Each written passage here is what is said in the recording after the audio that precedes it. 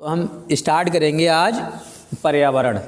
ठीक है, शांति से बैठ जाओ बिल्कुल। ठीक है, पढ़ा तो होगा पहले से? ठीक है, पढ़ा है।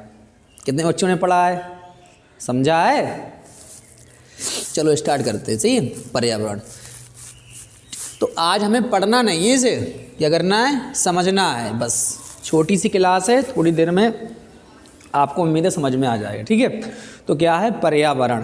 पर प्लस चारों ओर से आवरण में ढके हुए, पर प्लस चारों ओर से आवरण में ढके हुए, जो हमें चारों ओर से घेरे है वो क्या है, पर्यावरण है। जैसे यहाँ के पेड़ पौधे, यहाँ के लोग, यहाँ का समाज, यहाँ के नदी, यहाँ के तालाब, इस सबके सहयोग से क्या बनता है, पर्यावरण। तो समझाते हैं, देखो एक डायग्राम के अनुसार हम आपको समझाते हैं पर्यावरण क्या है। पर्यावरण, ठीक है, तो हमने यहाँ लिखा पर्यावरण, पर्यावरण। ठीक है, अब ये देखना है भी पर्यावरण किसके सहयोग से बनता है। ठीक है, तो सबसे पहले पर्यावरण की हम ये लिख रहे हैं कि परिमंडल, पर्यावरण कितने परिमंडल होते हैं। ठीक है,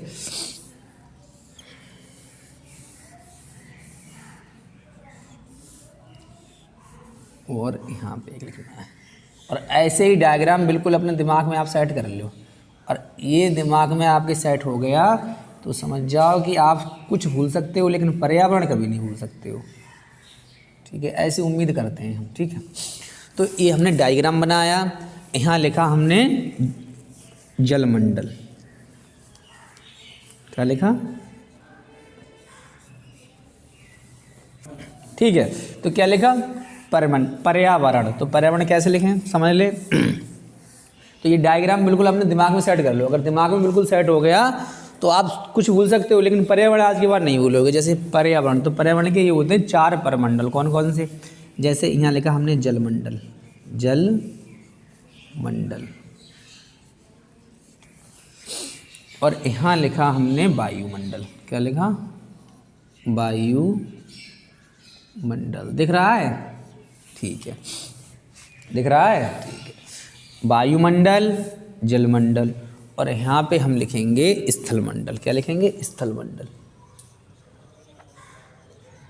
स्थलमंडल। और यहाँ पे लिखेंगे हम जैवमंडल, मतलब जीवमंडल, जीवमंडल। ठीक है, तो एक पहले यहाँ समझ लो जीवमंडल क्या होता है। जैसे ये मान लो आपका स्थलमंडल है, ये मान लो आपका वायुमंडल है, और ये आपका जलमंडल। तो जो बीच का एरिया जो है ना, ये तुम्हारा क्या है, जीवमंडल। क्या हो जाता है? जीवमंडल। तो एक आपका क्या है, स्थलमंडल है, एक क्या है, जलमंडल है, और एक क्या है, वायुमंडल है। जीवमंडल उसे बोलते हैं जहाँ जीवन है। क्या है? जहाँ जीवन है। तो जीवमंडल में शामिल कौन कौन होते हैं? जैसे पेड़ पौधे, पेड़ पौधे और जंतु, ये लिख सकते हैं जीव जंतु। क्या? जीव जंतु। जलमंडल में आपके कौन कौन शामिल होते हैं? जलमंडल में जैसे आपने पढ़ा होगा, जैसे नदी है, तालाब है,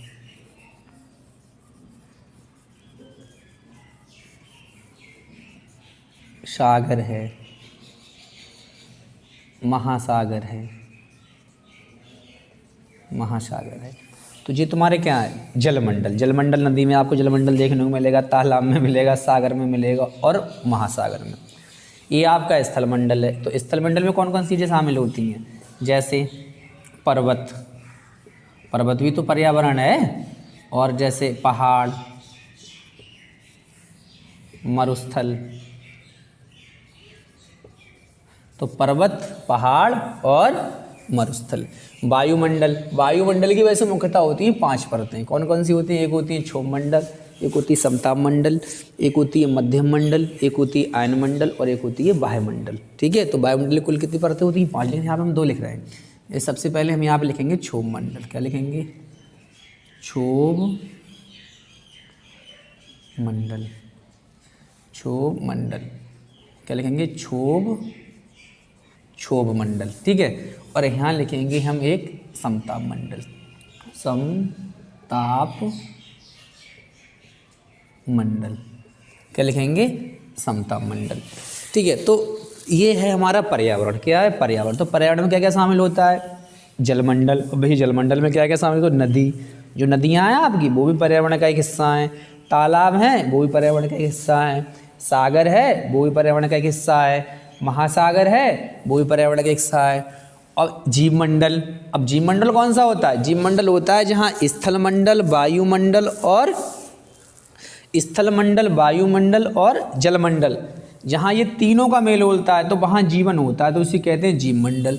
तो जीवमंडल में जीव जंतु या उनमें भी जान है। ठीक है, और पेड़ पौधे। वायुमंडल में शामिल होता है क्षोभ मंडल और समताप मंडल। इतनी मौसम संबंधी गतिविधियाँ होती हैं, जैसे बरसात है, कोहरा है, ठीक है, पाला है, ये सब छोट मंडल में होती हैं। और जो हमारे वायुयान उड़ते हैं वो कहाँ उड़ते हैं? समताप मंडल में। तो समताप मंडल, तो वैसे वायुमंडल के 5 भाग हैं।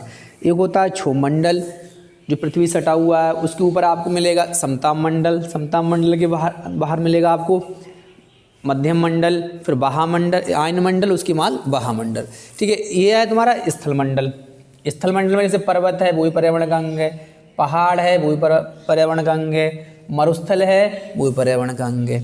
ठीक है, तो उम्मीद है आप समझ में आ गई होगी ये बात। तो आगे से आपको पर्यावरण उम्मीद है कि समझ में आ गए। तो पर प्लस चारों ओर से आवरण में ढके हुए, जो हमें चारों ओर से ढके हुए रहता है उसे हम क्या कहते हैं? पर्यावरण कहते हैं।